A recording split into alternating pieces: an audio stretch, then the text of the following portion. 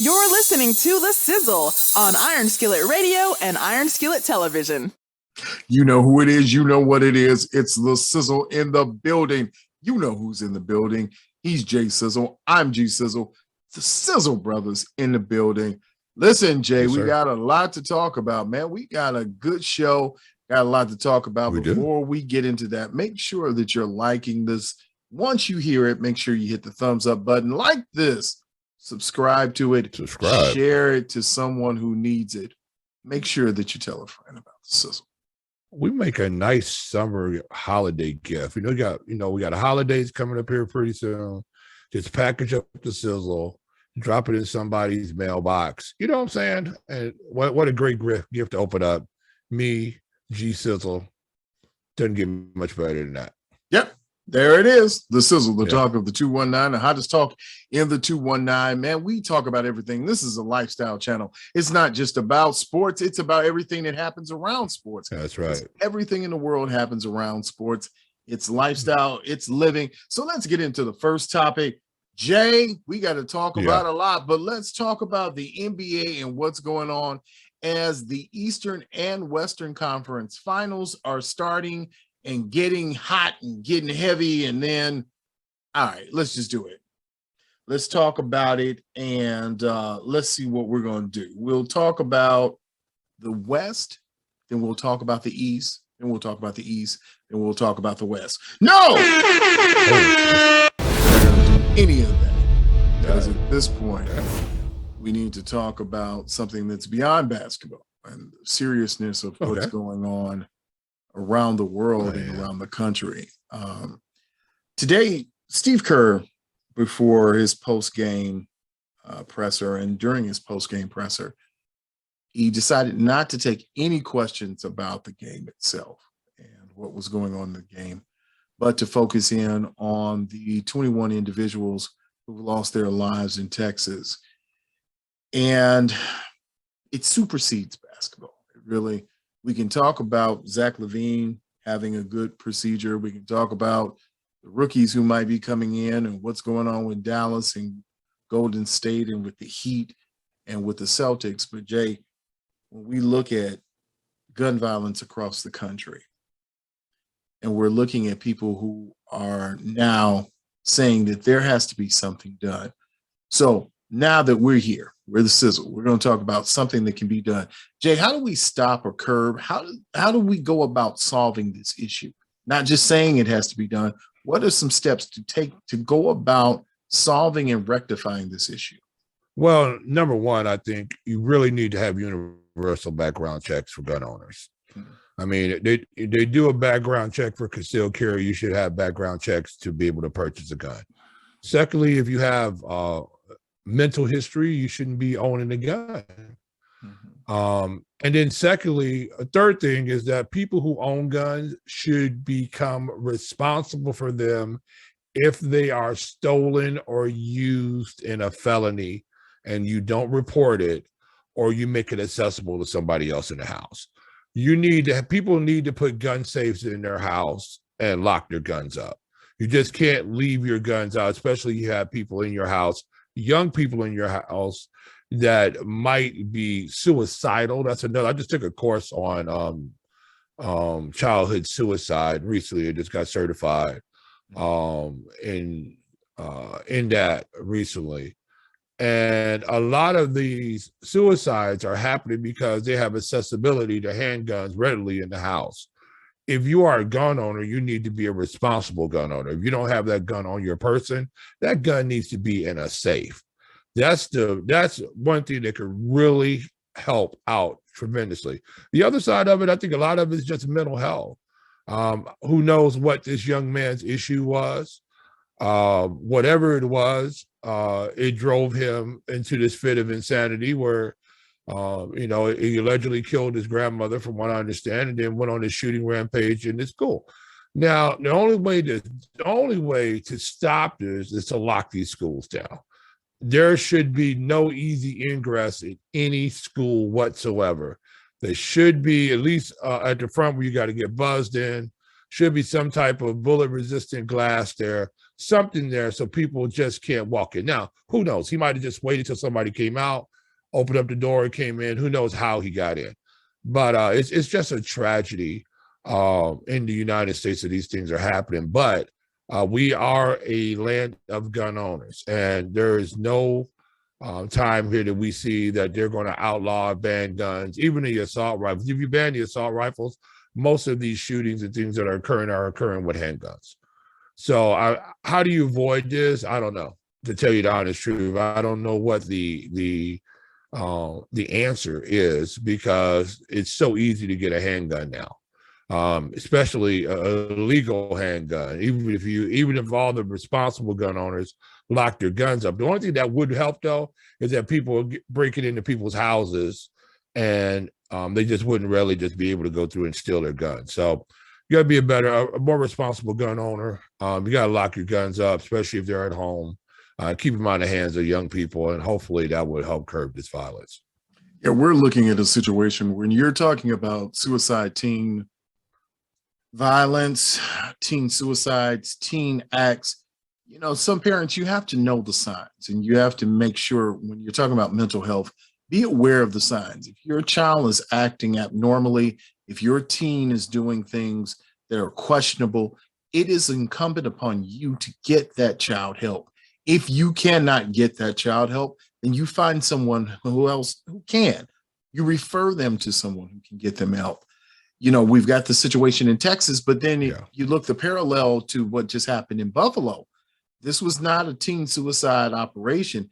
This was a young man where we're talking about issues of hate, where he intentionally cased for over a year. He went forth to put a plan in action to kill senior citizens in a community that weren't bothering him, didn't know him, didn't cause him any pain. He traveled the distance to go and kill with an assault rifle, not a handgun, and had body armor. So maybe we're talking about two different things, but we're still talking about within a week, we've had shootings at a church, a grocery store, and a school. Places that you would think would be safe havens, places where you say, okay, maybe this is, we're safe here. We talked about it before. When we were growing up, when you went downtown Chicago, when you went on the Gold Mile, you went somewhere near the water tower, that was the truce point. That was where, there was foolishness, it wasn't going to happen downtown Chicago. Now that is not the case. Now we have young people who are engaged in full-fledged riots. They're engaged in full-fledged attacks. It has become an issue now. And now when we talk about gun safety and we talk about gun policies, we're really in a situation now, Jay, where lawmakers really have to take a hard look at what the gun policies are in this country at this point. Yeah, but the issue is, though, what laws could they have put in place to avoid these situations in the current conditions that we have in the United States? I mean, we could outlaw assault rifles today. Doesn't mean that they're going to, all these assault rifles all of a sudden are just going to get turned in. Right. We can outlaw handguns today. Doesn't mean that all these guns are going to get turned in. This is an epidemic here in the United States. Part of the liberties of being able to carry and purchase firearms, it doesn't take much. It doesn't take much to cause mayhem. It's a very small percentage of the population that lives outside the borders of natural law and moral law. And you see these people stepping outside of it. And then, just like you said before, with the shooting that went on in Baltimore, there is hatred in the United States. Mm-hmm. And in Buffalo, I'm sorry. There's hatred in the United States. And the thing about it is that it's been going along generationally. Mm-hmm. So this is not something, a lot of people says, well, I'm not racist. I'm not this, that, other, but you're producing racist children. Mm-hmm. And so if your neighborhood is producing racist children, then let's ask a question. What are you talking about at home within earshot of your kids? Right. Because there's a reason why these things are continuing to happen. And now you're talking about 18-year-olds, so their parents are in their 40s. Their parents were in their 40s and their grandparents were in their 60s and 70s. Well, you got to remember, these same grandmothers that are 70 and 75 years old now were the same ones that were screaming at children when they were trying to be bussed into these schools.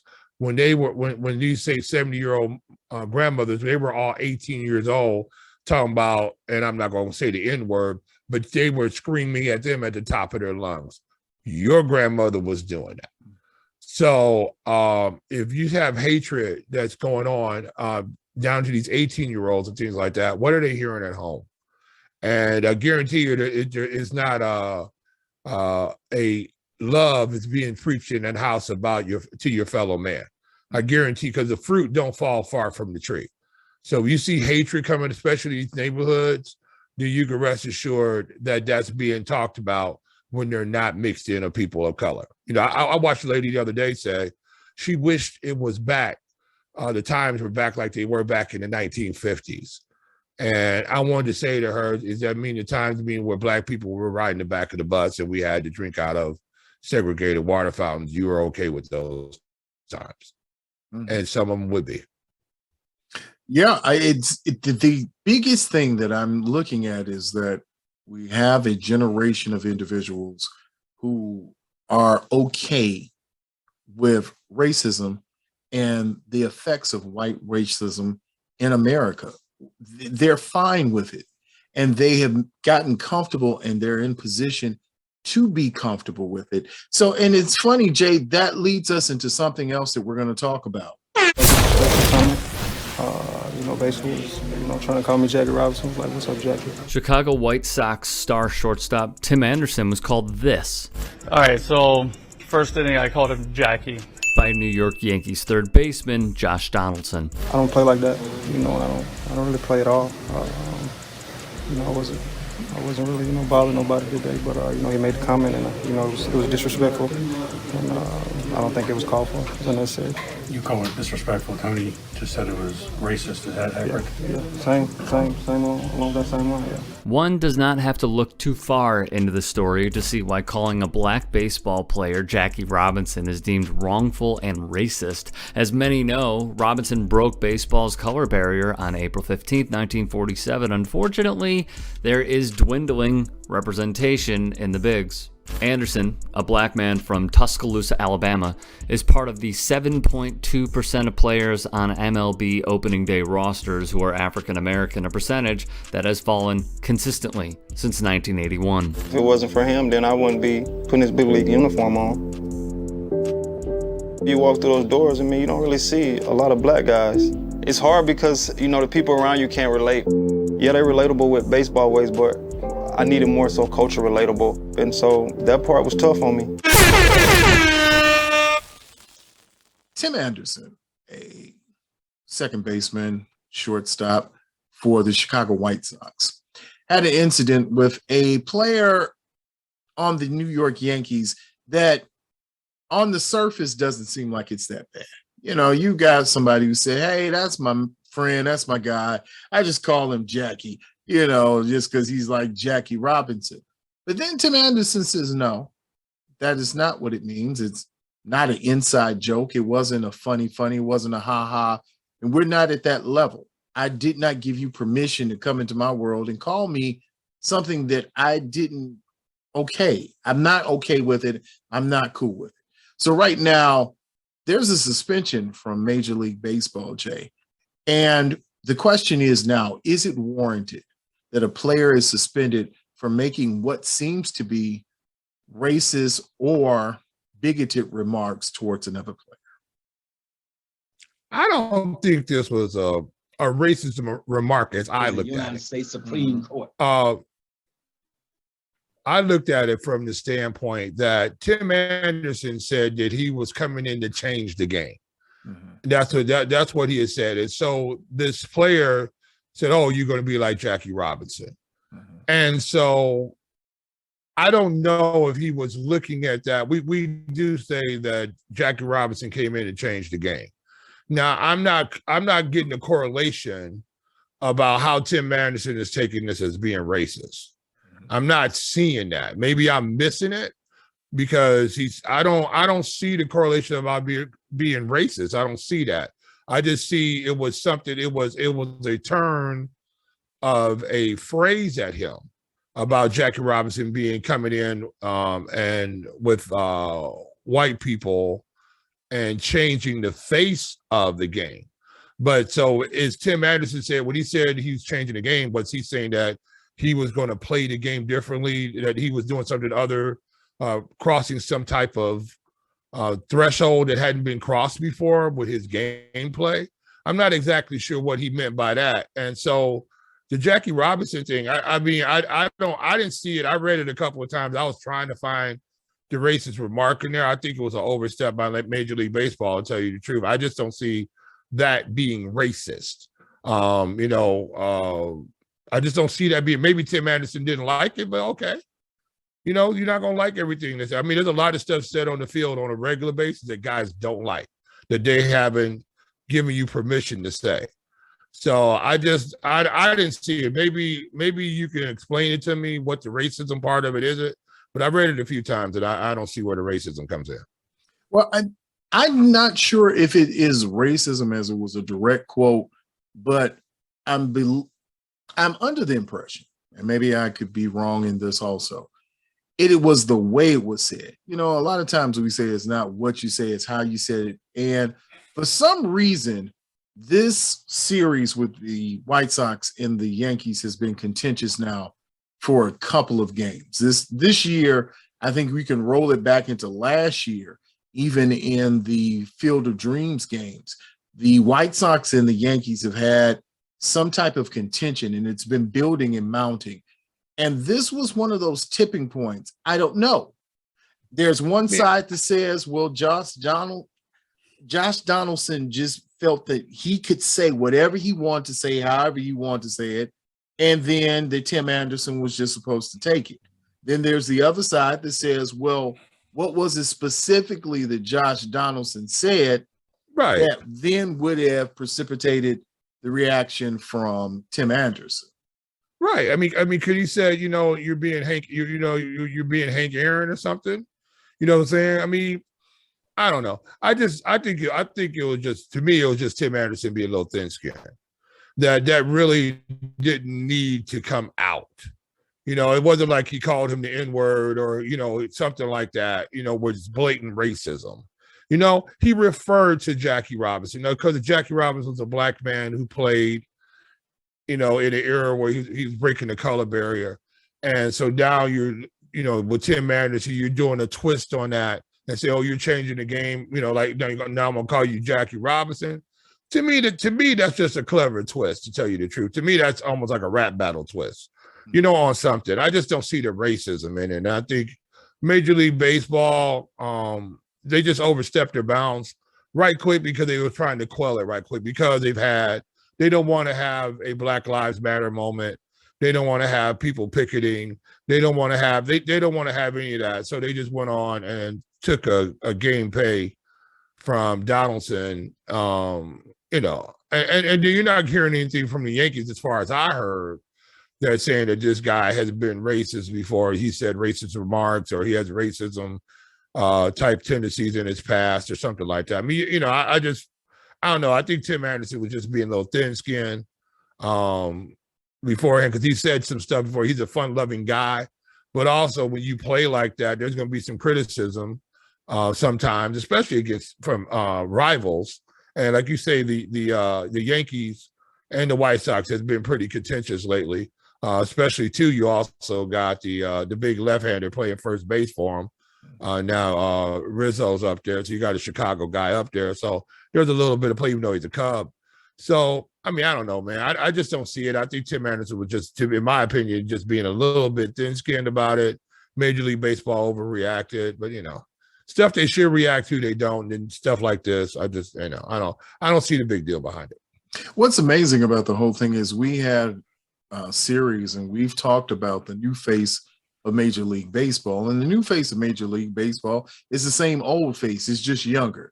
It's more of the yuppies who are there that are said, okay, the new face is young white males who are from affluent areas. They're young and they're coming in filling leadership roles and administrative roles where you don't see anyone of color at all. You don't see any melanation. You don't see any of the people who are working in the game who are in the position to make decisions. So when you have that, and then you have a decision like this that was made with an organization, with a full league that said, we'll get on top of this. We'll stem this route at the top, so this doesn't go any further. I don't know how that. I don't even know really how they came to that decision. Yeah, I don't think that. I think this was, hey, let's quell this right quick, like you said. You know what? Hey, Donald, so you're gonna eat a gameplay. Hey, look, we took care of this, y'all. Don't pick it. You know what I'm saying? I think it was something like, I think they were just doing like that. They just, basically, hey, dude, you're going to fall on your sword on this one. Don't say stupid stuff out here. Don't get close to the racism mark. I mean, could you twist it to be more racist? I'm sure you could. I mean, I'm sure Tim Anderson might be able to come up and maybe there's way more backstory to this than what's being out. That's a possibility that would sway opinion, but it's just one of those things. And then here's the issue too. I mean, look how many. The only people of color really playing baseball as a national pastime are those that are not from the United States. Mm-hmm. You have a lot of Latin ball players playing, this is what they do. They grow up playing baseball. You have a lot of them coming into the league. But as for African Americans playing baseball, it's not like it was when I was growing up. We were playing all the time. You don't see that as often now. I mean, the little leagues are not as prevalent as they used to be now in the Black community. You go into other communities, though, they got leagues all over the place, probably because of the money situation. It costs money to outfit these teams. It costs money to travel, all these type of things, unless you got a sponsor coming in and how big these sponsors are. And then you have, and then now to play in the Major League Baseball, you have to be practicing year round now from the time you're like 12 or 13 years old. You got to be swinging the bat all year, and all that costs money. There's very few guys that back in our day, you played baseball in the summer, then you played football in the fall, you played basketball, wrestled in the wintertime, and you ran track or threw shot of discus. But now you are so singularly tied into your sport that you have to train year round to even give yourself a shot to play in the upper levels. I mean, Division I baseball has got to be one of the hardest things to play. I used to think it would be Division I football, but Division I baseball is at the top levels. That's difficult to play, So, it's just you see that if kids don't have the opportunity, then they won't be represented in these leagues, and definitely they won't be represented in the money side of these leagues.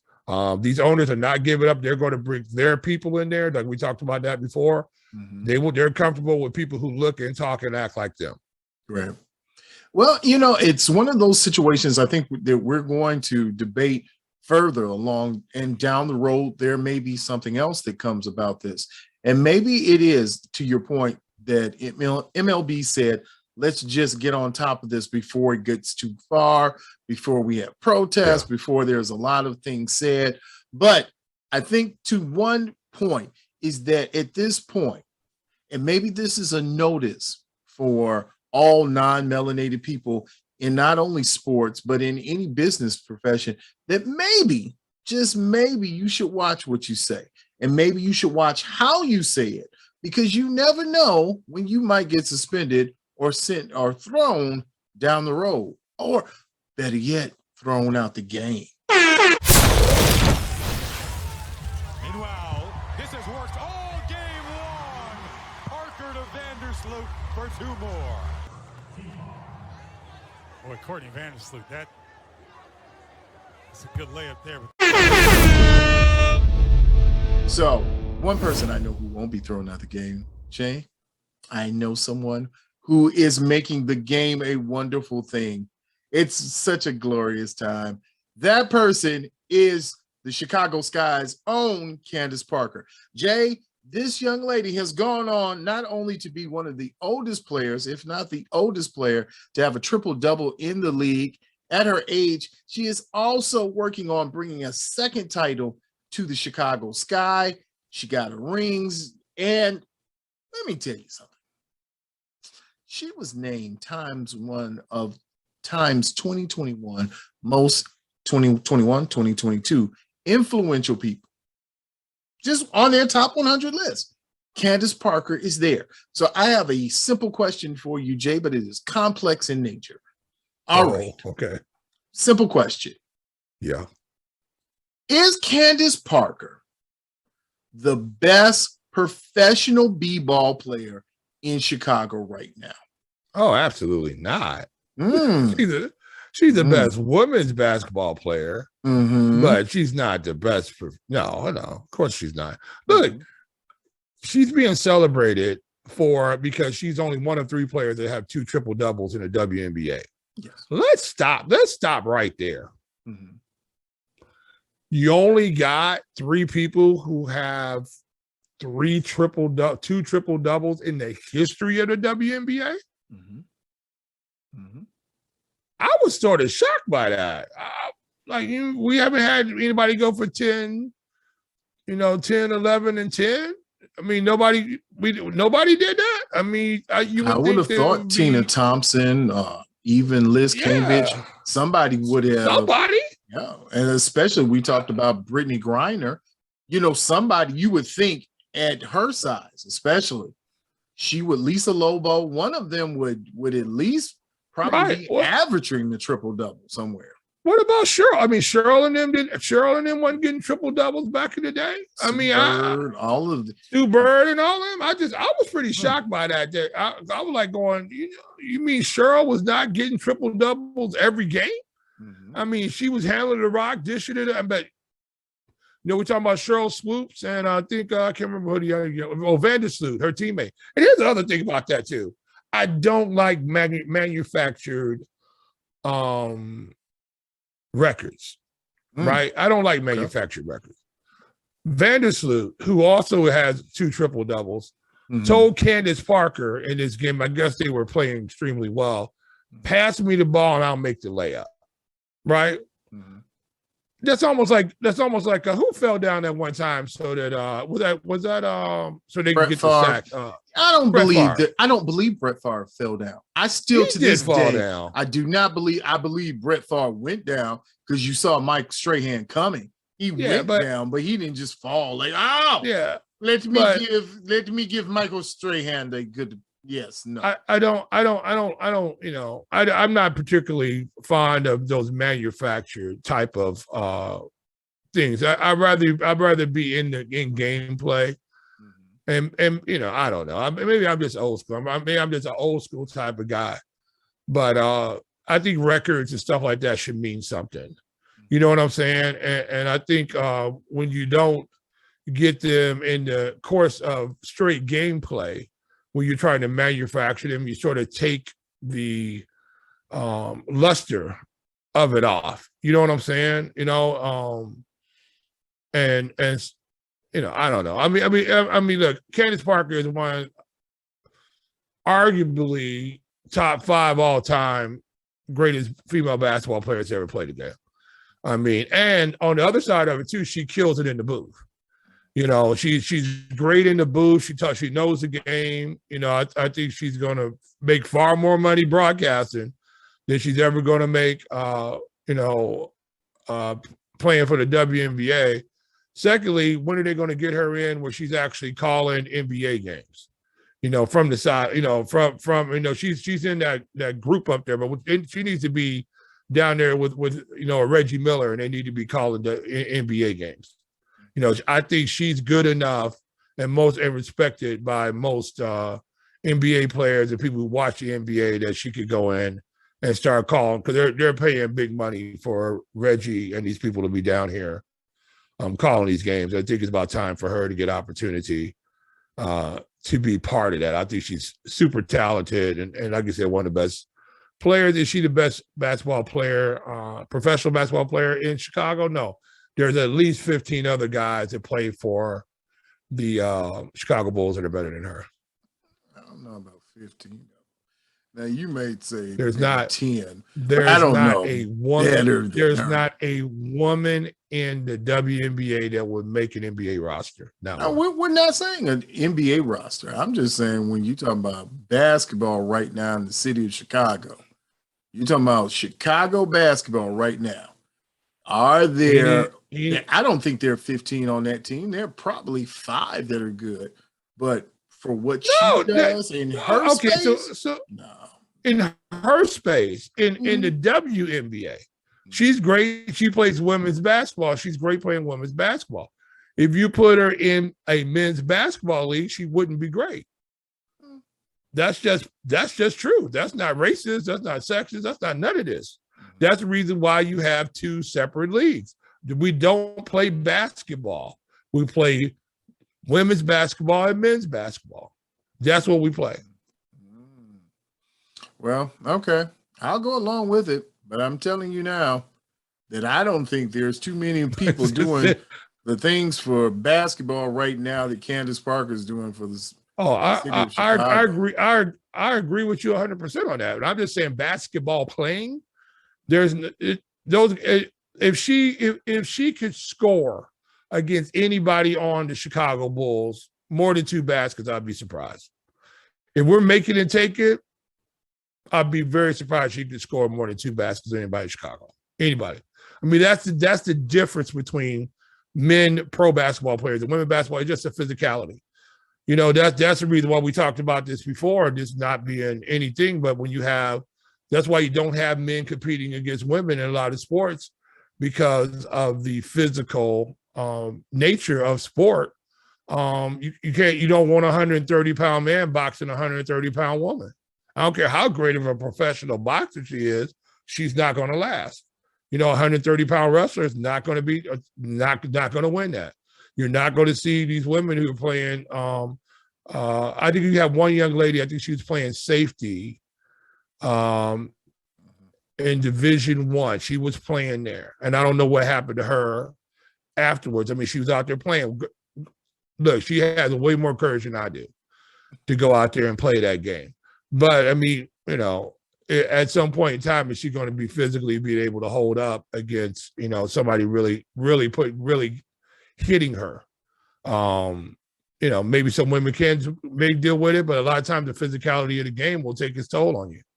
So I just think Candice Parker has great skill, but I think she would just get out physical. And that's not to any detriment of hers. It's just that's the fact, you know. Well, I'm advocating, and right now I'm getting ready to sign the petition, and Jay and all the listeners can help with this.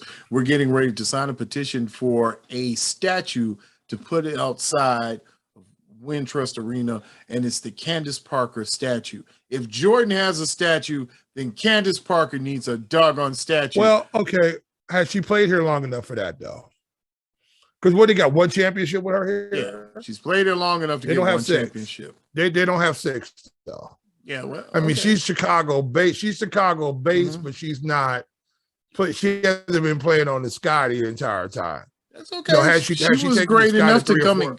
No, she came and got a championship because she came and got a championship. But I mean, but Chicago was loaded, though. I mean, they had a really good squad. When she got there, they had a good squad. So, but I'm just saying, though, is she worthy? Is she worthy of a statue out in front of Wintrust? No, I don't think so. Not yet. I mean, you know, you got a few more. She's reel in a couple of more championships. Okay. You know, to have a bronze statue of yourself out there, that's a big deal. She hasn't been here long enough. That's now. Has she been in Chicago and not been in LA? Has she figured out how to get to Chicago and win some championships over here? Maybe got 3 or something like that? Well, maybe so. I mean, I think as a player, she's deserving of it. She just hasn't been here long enough for it. You know who it is. You know what it is. It's the Sizzle in the building. And baby, this is the hottest information you're going to get anywhere. You can't get it any hotter. If it gets any hotter, your ears will burn off. That's all I'm telling you. You can't listen to anything hotter. That it's too much. You have burnt ears. That's bad. Yeah, that wouldn't be good. But you know who's in the building. He's Jay Sizzle. I'm Jay Sizzle. This is the Sizzle, and we will see you on the other side.